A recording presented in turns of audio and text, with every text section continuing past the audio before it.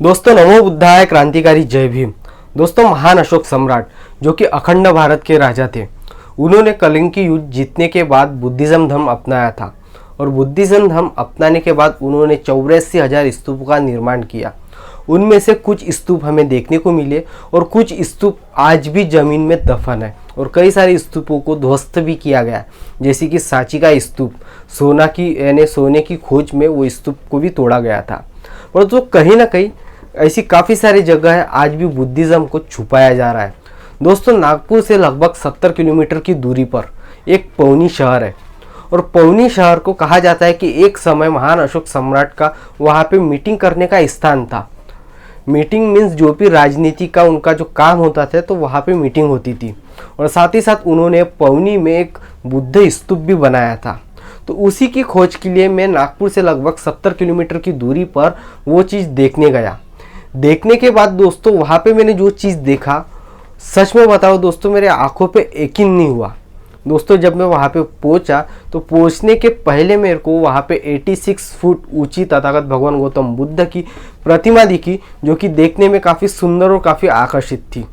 फिर मैंने उसके बाद जो हमारे इतिहास महान अशोक सम्राट ने जो स्तूप बनाए उसके पास जब मैं गया तो दोस्तों मैं देखते ही रह गया, क्योंकि वहाँ पे एक मंदिर दिखा मुझे और उस मंदिर के बिल्कुल बाजू में दोस्तों महान अशोक सम्राट के जो अवशेष है, जो बोधि स्तूप के जो अवशेष है, वो लावारिस जैसी बिखरे हुए पड़े हैं। दोस्तों आप सभी को पता है कि महान अशोक सम्राट ने जब सांची का स्तूप बनाया और 84,000 जो भी स्तूप बनाया उसमें उन्होंने ब्राह्मी लिपि का यूज किया था और ब्राह्मी लिपि से ही हम समझ पाते हैं कि ये जो स्तूप है, जो शिलालेख है, ये किन के ज़माने की है। दोस्तों वहाँ पे मैं जब गया तो वहाँ पे मेरे को पुरातत्व विभाग का बोर्ड भी दिखा और देखने के बाद में आजू बाजू जितना भी क्षेत्र था हर जगह वहाँ पे जो है अवशेष बिखरे हुए पड़े हुए थे, जो कि खंडित थे। वहाँ पे साफ तौर पर ब्राह्मी लिपि पे वहाँ पे रखा भी गया है और वहाँ की निवास स्थान से मैंने वहाँ पे जो लोग रहते हैं उनसे जब पूछताछ की तो उनका ऐसा कहना है। बताओ जरा थोड़ा। ये बुद्ध स्तूप है, पर बुद्ध स्तूप को दबा के पूरा इसमें हिंदू स्तूप खड़ा किया गया और हिंदू स्तूप खड़ा करने के बाद में जब सेंट्रल गवर्नमेंट के दिमाग में ये बात आ गई कि यहाँ बुद्ध स्तूप है तो इसकी खुदाई हो गई। ये खुदाई मिनिमम 50 साल पूर्व हो गई, 50 साल हो गई ये खुदाई को। तो 50 साल के बाद में सरकार ने कोई ध्यान नहीं दिया इसके खुदाई की तरफ, उलट इसको दबा के रख दिया। ये चीज़ सामने नहीं आने को, ना बुद्ध स्तूप सामने नहीं आने को, ना पब्लिसिटी होने को, ना बहुत सारे लोग इसका वीडियो निकाल के लेके गए, लेकिन अभी तक के कुछ भी नहीं बना पाए। ये जो पत्थर है, ये जो काला पत्थर है, ये पत्थर तो मैं इंडिया में भी मिलना कठिन है। ये कहाँ से लाए होंगे उस ज़माने में। ये एकदम काला है, लेकिन अभी ये पानी के कारण इसमें मट्टी बैठने से ऐसा हो गया है, नहीं तो इसका कलर ओरिजिनल काला है, जैसे मेरा टी काला है। कि यहाँ पे खुदाई अभी तक हुई नहीं, 50 साल पहले वहाँ पे खुदाई हुई थी। बस जितना मैं आपको साइड में दिखा पा रहा हूँ बस इतना ही खोदकाम हुआ है, उसके अलावा खोदकाम हुआ नहीं है।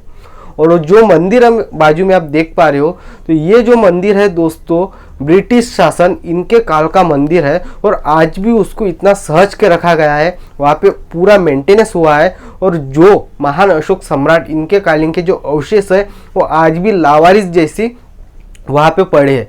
किसी का ध्यान नहीं है वहाँ पे, ना पुरातत्व विभाग का ध्यान है, ना ही सरकार का ध्यान है और ना ही वहाँ पे जो स्थानीय लोग हैं उनका भी ध्यान नहीं है। दोस्तों जब मैं वहाँ पे गया, चारों तरफ मैंने देखा, वहाँ का निरीक्षण किया। निरीक्षण करने के बाद मेरे को ऐसा लगा कि नहीं, वहाँ पे अगर और खुदाई हुई तो हो सकता है कि वहाँ पे तथागत भगवान गौतम बुद्ध की प्रतिमा मिले, हो सकता है कि ऐसी कई सारे शिलालेख मिले, क्योंकि हम कहीं ना कहीं देखते हैं। आपने भी काफ़ी सारे ऐसी किस्से सुने होंगे कि खुदाई के दौरान तथागत भगवान गौतम बुद्ध की प्रतिमा प्राप्त हुई है, साथ ही साथ कई सारे अवशेष मिले हैं। तो उसी तरीके से पौनी में थोड़ी सी ही खुदाई हुई और थोड़ी सी खुदाई में वो जो अवशेष है वो मिले हैं। दोस्तों पौनी के वहाँ पे जहाँ अवशेष मिले हैं वहाँ पे एक पत्थर ऐसा भी है जिसे काला पत्थर कहा जाता है और वो काला पत्थर आपको संपूर्ण भारत में देखने को नहीं मिलेगा। दोस्तों वो पत्थर इतना ब्लैक है कि आपने आज तक वो पत्थर देखा ही नहीं होगा। दोस्तों जब मैंने वहाँ के निवासी लोगों को पूछा तो उन्होंने वहाँ पे संपूर्ण मुझे जानकारी दी कि ये काला पत्थर पौनी के आजू बाजू ही नहीं पूरी इंडिया में आपको देखने को नहीं मिलेगा और उस समय का पत्थर है जो कि महान अशोक सम्राट ने वहाँ पे बोधि स्तूप में काम में लाया था। और साथ ही साथ दोस्तों उनका ऐसा भी कहना है कि वहाँ पे जो खोदकाम होना था वो 100% नहीं, वहाँ पे थोड़ा ही खोदकाम किया और थोड़े खोदकाम में मैं जितने अवशेष आपको साइड में दिखा पा रहा हूँ तो उतने अवशेष वहाँ से मिले। और ऐसी कई सारे जो अवशेष है जो पुरातत्व विभाग वाले वो साथ में लेके गए, ऐसी वहाँ के लोगों का कहना था। पर कहीं ना कहीं दोस्तों हमारे भी एक कर्तव्य होता है कि हमारे पुरखों की जो विरासत है आज भी लावारिस जैसी पड़ी है, वो ना ही किसी के देखरेख में है ना ही सरकार की देखरेख में है। दोस्तों हम इधर उधर कहीं पे भी जाते हैं तो देखते हैं कि लोग जो है अपने जो पुरातत्व और पूर्वजों की जो चीज़ें हैं वो काफ़ी संभाल के रखते हैं, वहाँ पे म्यूजियम बनाते हैं, वहाँ पे टूरिज्म का आना जाना होता है। पर पवनी जो कि महान अशोक सम्राट राजनीतिक काल में वहाँ पे उनकी मीटिंग हुआ करती थी, एक समय वो पूरा पवनी बुद्धमय था और आज उसी पवनी में जो अवशेष है लावारिस की तरफ पड़े हैं, वहाँ पे ना म्यूजियम है ना ही वहाँ पे कोई चौकीदार है। और मैं जब वहाँ पे बरसात के टाइम में गया था दोस्तों तो वहाँ पे जंगली घास अभी उग रही है। एक हफ्ते बाद अगर आप जाओगे तो वहाँ पे जो अवशेष है वो भी आपको देखने को नहीं मिलेंगे। हो सकता है कि जब बारिश का पानी आएगा तो बारिश के पानी से जो अवशेष वहाँ पे पड़े हैं वो अवशेष जमीन के अंदर दब सकते हैं। पर इसके ऊपर किसी का ही ध्यान नहीं है, नहीं प्रशासन का है नहीं किसी का है। दोस्तों मेरा वीडियो बनाने का मोटिव ये है कि मैं चाहता हूँ कि आप जितना हो सके उतना इस वीडियो को शेयर कीजिए, क्योंकि कहीं ना कहीं हमारे जो पुरखों का इतिहास है वो छुपना नहीं चाहिए।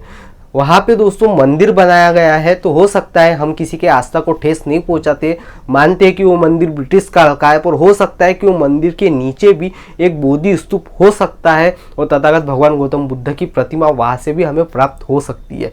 दोस्तों इस बारे में आपकी क्या राय है मुझे कमेंट बॉक्स में ज़रूर बताइए, क्योंकि हमने ऐसी कई सारे शिलालेख देखे हैं जिसे ध्वस्त करने का काम काफ़ी सारे लोगों ने किया है। यहाँ तक के सांची का जो स्तूप है वहाँ पे भी अंग्रेज लोग गए थे और सोने की खोज में उन्होंने भी स्तूप तोड़ा और स्तूप तोड़ने के बाद उनको सारिपुत्र की और महामंगलम की अस्थियाँ प्राप्त हुई और वो अस्थियाँ श्रीलंका सरकार और हमारे नेहरू सरकार इन्होंने मिल के तुरंत भारत वापस लाए और वहाँ पे जो एक बुद्धिहार बनाया और बुद्धिहार में सुरक्षित रखे गए। दोस्तों ऐसा कई सारा इतिहास है जो कि हमसे छुपा है और नागपुर में काफ़ी कम लोगों को उस जगह के बारे में पता है। तो दोस्तों आप वहाँ पे ज़रूर विजिट कीजिए और हो सके तो इस वीडियो को इतना शेयर कीजिए दबा के, क्योंकि वहाँ पे ध्यान केंद्रित करना ज़रूरी है। और वहाँ का जो टूरिज़्म है अगर उनको पता चले तो वहाँ पे अवशेष ऐसा वहाँ पे हो चुका है, वहाँ की हिस्ट्री भी ऐसी कुछ है तो वहाँ पे भी सरकार दखल दे सकती है।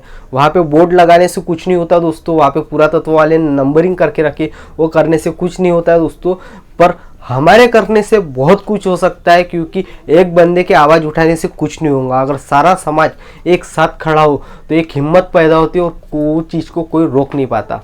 मेरा मानना ऐसा है कि वहाँ पे कुछ ना हो तो वहाँ पे एक म्यूजियम बना के जो अवशेष है वो सुरक्षित रखा सकते हैं, साथ ही साथ केमिकल प्रोसेस से उस चीज़ को और अच्छे से रख सकते हैं, जैनी करके जितने भी टूरिज़्म है वहाँ पे आए, उसे देखे, परखे और इतिहास के बारे में जाने।